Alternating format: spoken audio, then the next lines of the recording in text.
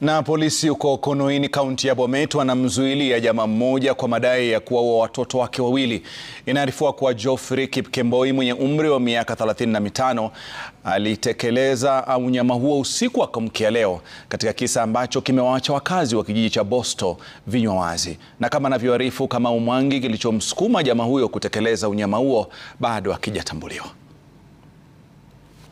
Matukio ya usiku wa kuamkia leo ndani ya boma hili kijijini Bosto huko Konoin, kaunti ya Bomet, yamewaacha wengi na mshtuko. Inaarifiwa kuwa Geoffrey Kipkemboi mwenye umri wa miaka 35 alitekeleza unyama huo baada ya usiku wa kubugia vileo. Alikuja paka kwangu. Aliwaambia mama yake watoto wangu. Na mama anashangaa tu.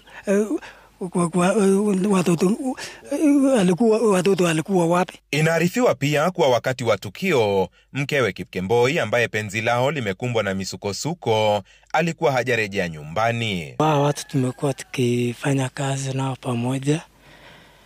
Sijui sasa ni nini ilifika mpaka huyo jamaa kaanza kutenda matendo kama hiyo juu amekuwa ni mtu mwenye anafanya kazi sana. Serikali hii Bomet ni mbaya sana.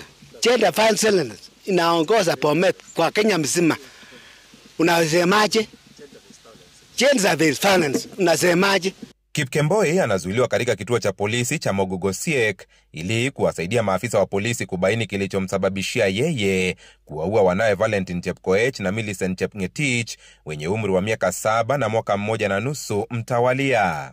Na wahimiza vijana wengine na watu wote wa hii kijiji yote hii yetu ya Bosto waachane na hii tabia.